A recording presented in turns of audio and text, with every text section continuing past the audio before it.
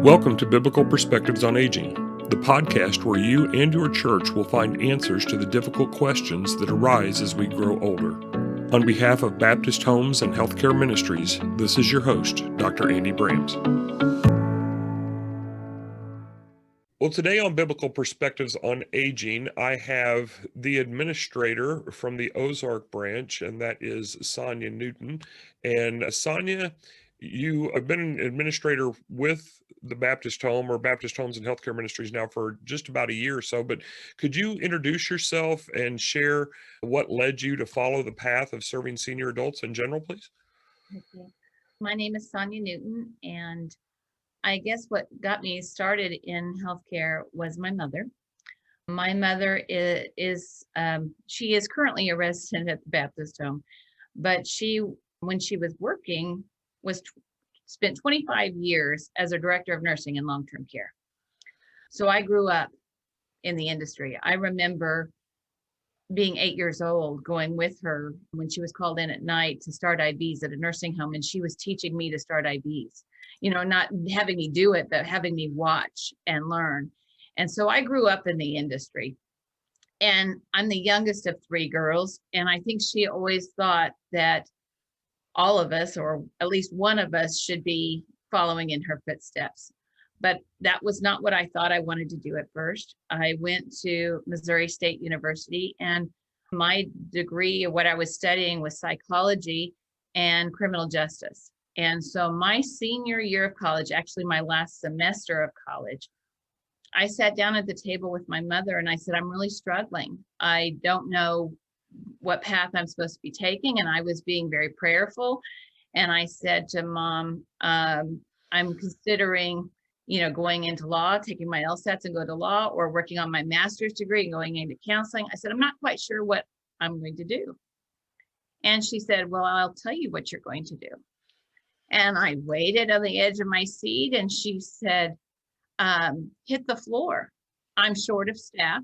I gave you 4 years of college. It's time to pay me back. And I said, excuse me. And so I showed up at the nursing home where she was a director of nursing. And she looked at her staff and she said, this is my daughter. She needs to be humbled. She probably won't last a week, but have at her. So my first day in a long-term care facility where I was actually employed was spent in a soiled utility room, rinsing out all the dirty linens that no one else wanted to do for a full 8 hours. And I choked and gagged, and I thought, oh my goodness, I'm not going to make it. But I wanted to prove her wrong. I was stubborn too. So I wanted to prove her wrong. So on day 2, I showed back up at the facility, and I was actually able to meet a resident. And the resident was named Cora Patton. And I walked into her room and she said, I'm cold. And I said, well, I'll go get you a blanket. And she said, well, you won't come back. They never come back. And it broke me. I said, not only will I come back, I'll make sure everybody else comes back.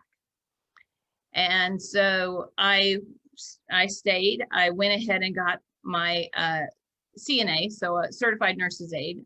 I did that until I graduated from college. And then I still worked as an aide for a little while, and then went into the social work side of long-term care.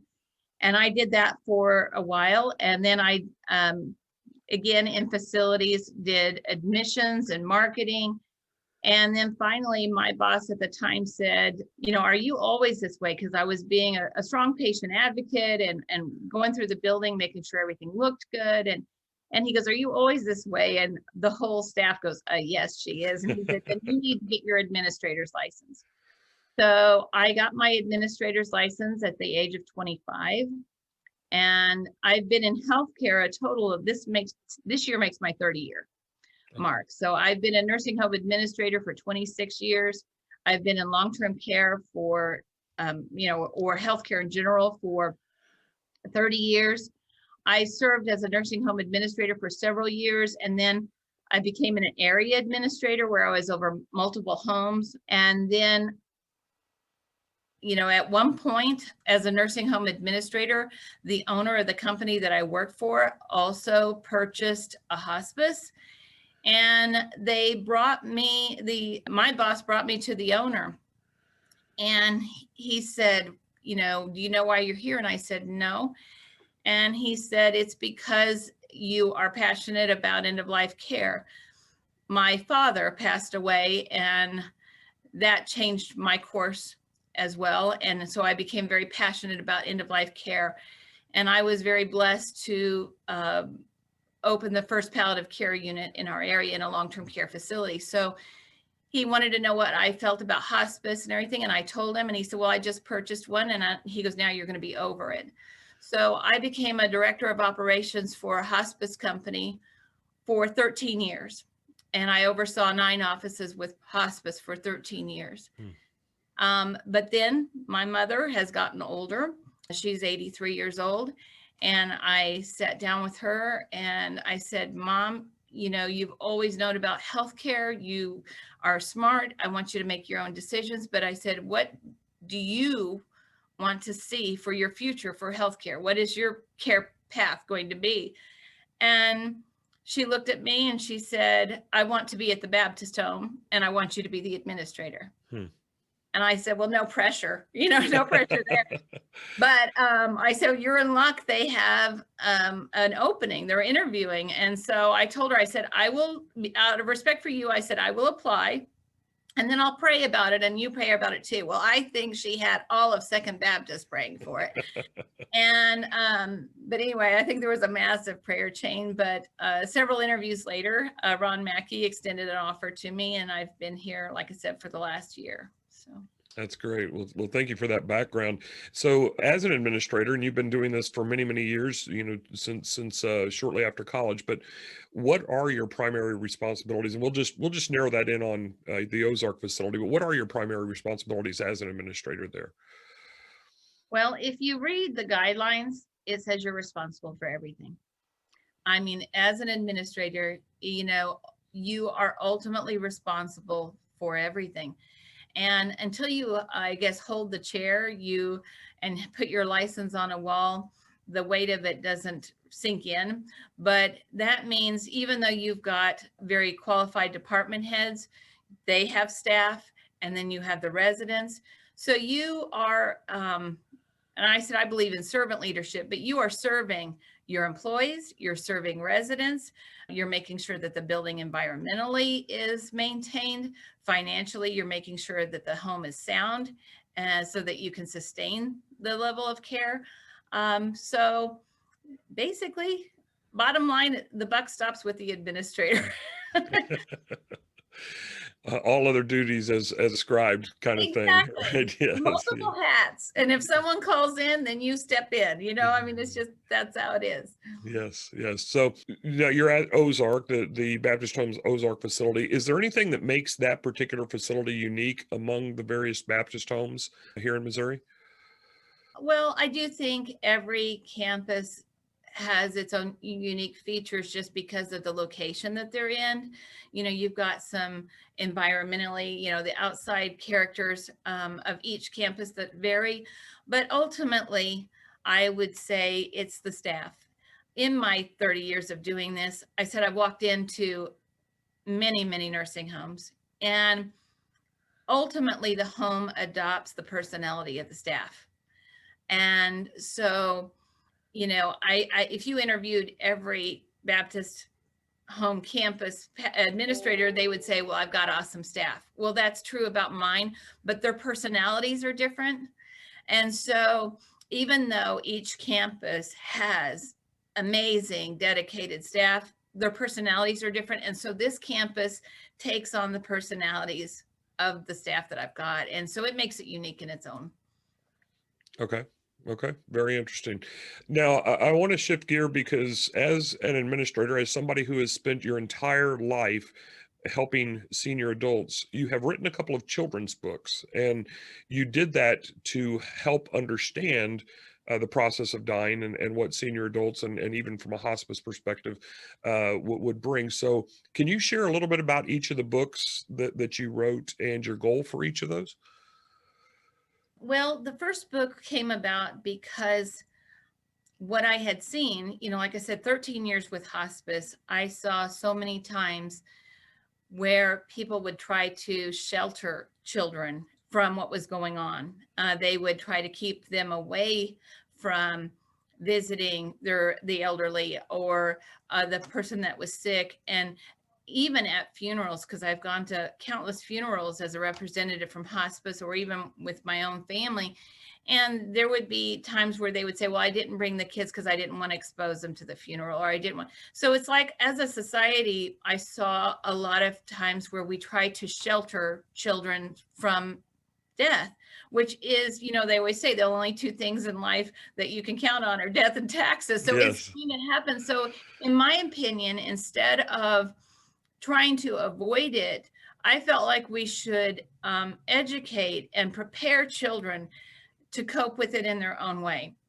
And what was the ultimate catalyst was that in one of the facilities that I went to see one of my residents that had passed, I'm walking down the hallway, and the mother, which was this lady was standing in the doorway and she was crying. Her children had been running up and down the halls. They were just playing like kids do.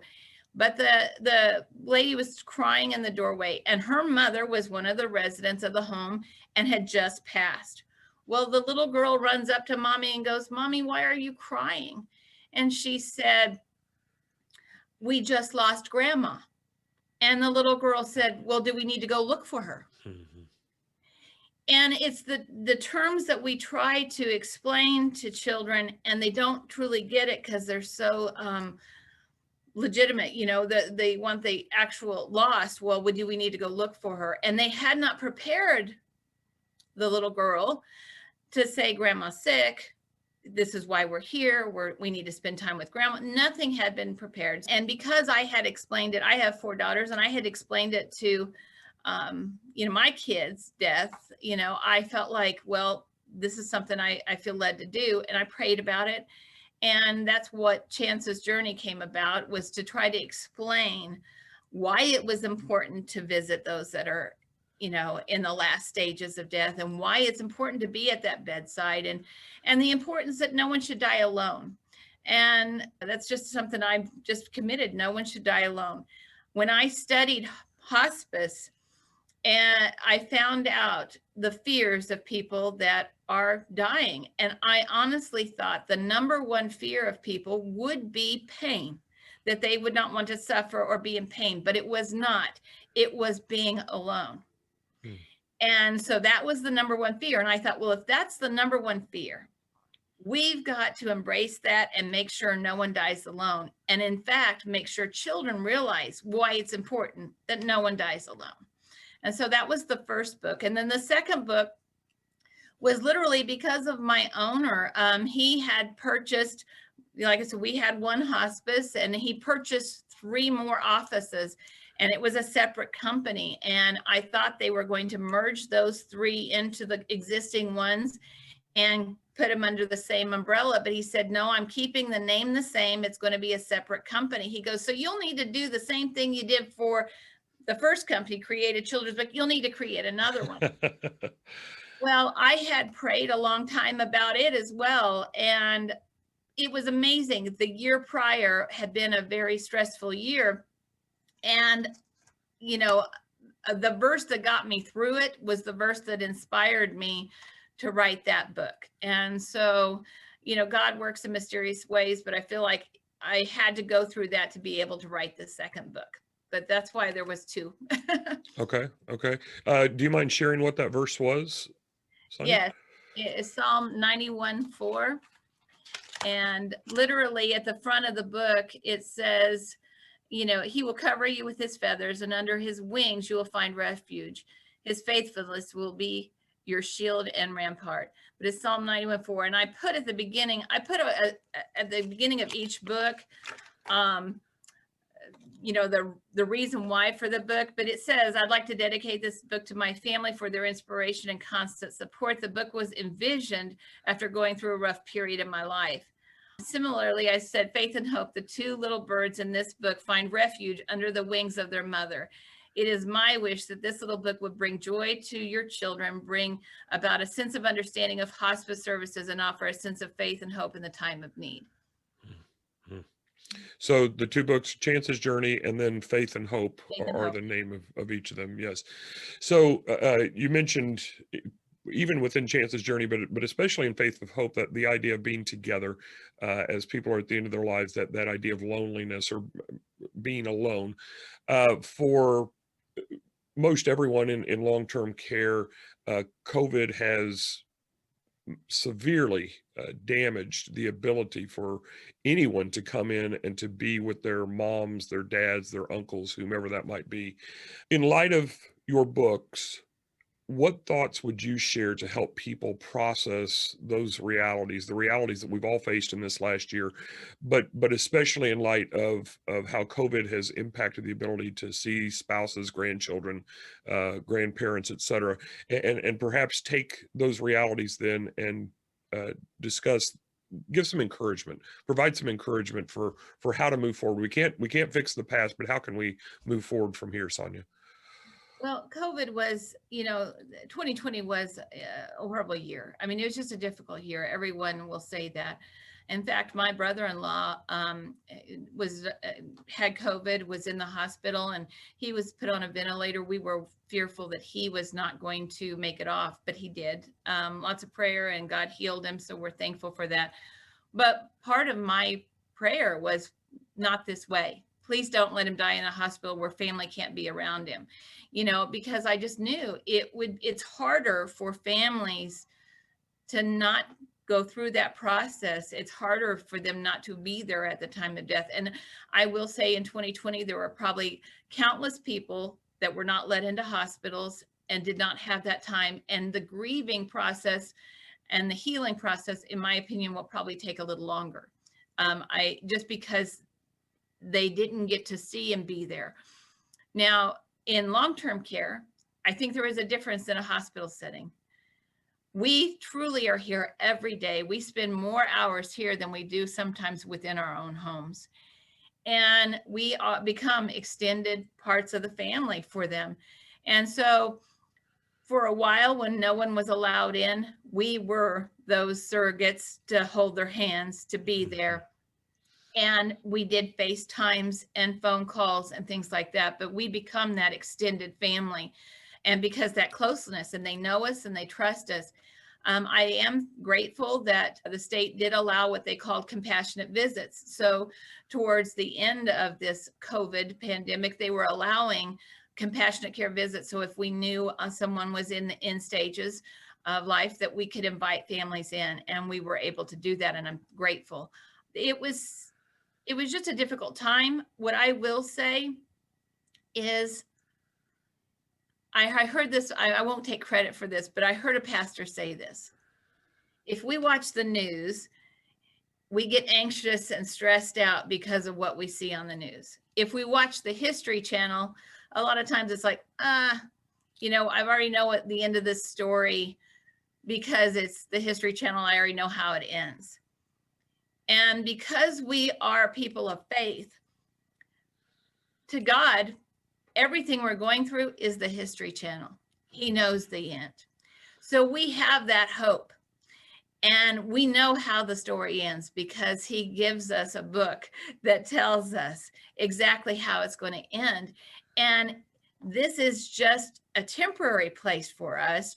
This is just where we're passing through. And so the end is our hope. Jesus Amen. is our hope, and we have a hope. So this too shall pass, and we have an ultimate hope. Amen. Amen. Yeah, that's great encouragement. Thank you for that very much. As we begin to wrap up the interview today, then, Sonia, is there anything else, perhaps a question that you wish I'd asked, but something else that you might like to share with the audience today? I don't know. I know that I feel truly blessed to be a part of the Baptist home. I feel like I said this to someone the other day.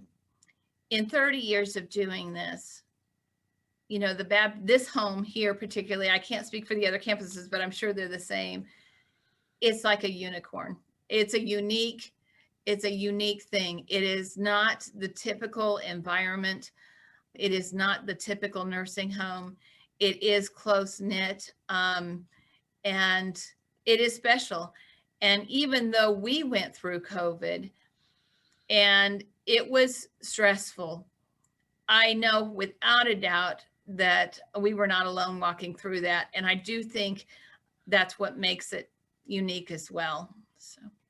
Mm, mm. Before I ask how people might pray for you, if there were parents or grandparents that wanted to purchase your books, again, could you share the names of those books, and are those available like on an Amazon, or where could people get those books so that they might be able to speak to their children and families about it? Well, actually, the book is Chance's Journey and Faith and Hope, and they're not for sale.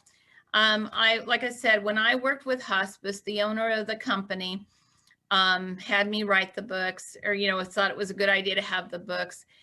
And I had countless people coming to us, even St. Louis University, there was a professor that asked for books so that he could teach his class. I had people asking all the time. And so I went to the owner and I said, these do cost us to print, and people are asking for these books. What would you like me to do? Would you like me to put a price on them and put them for sale, or what? And he said no. He said it was about the service, not about the revenue. So it was about the service. So they never were, there's not a price on them. They are free, and they are with the company that I worked for before. If they needed to contact me, I could probably still get them copies, but it's not something to purchase. So. Okay. Okay. So if someone wanted to perhaps try to get one, can't say buy one. So if Yeah. they wanted to try to get one, how might they contact you, or would you refer them? Would it be better to refer them directly to your previous company? I can tell you, Chance's Journey was written for Preferred Hospice, and they have several locations in the state. If you go to preferredhospice.com, they can look them up. There's probably an office close to them, and they would be happy to send them the books. Faith and Hope was written for Regional Hospice, and they are located in Springfield, Missouri, and they too will have the books, and they could send them copies if they wanted to. Okay. Okay. So Chance's Journey, Preferred Hospice, if I heard that right, Yeah. and Faith and Hope by one more time, Regional Hospice. Regional Hospice. So again, just go to those websites if you are interested in procuring one of those books for your family, and so thank you for that information for them. Sonya, as we close today, then how can our listeners pray for you, perhaps for the Baptist home there at the Ozark facility?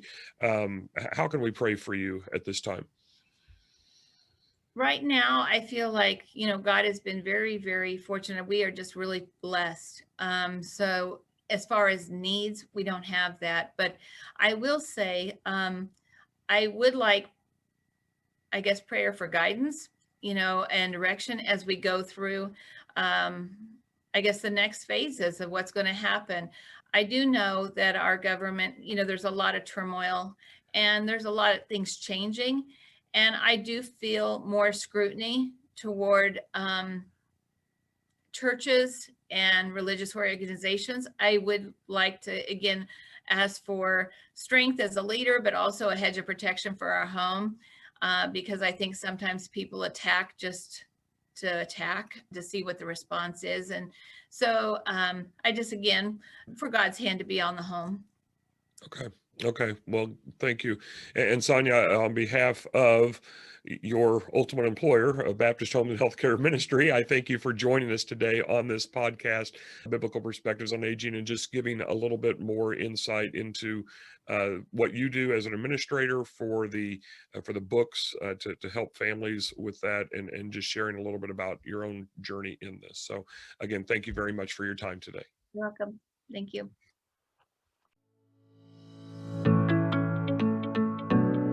Thank you for joining us for this interview today.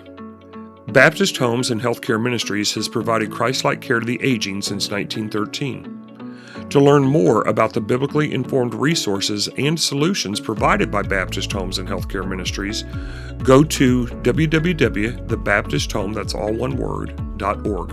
Again, www.thebaptisthome.org.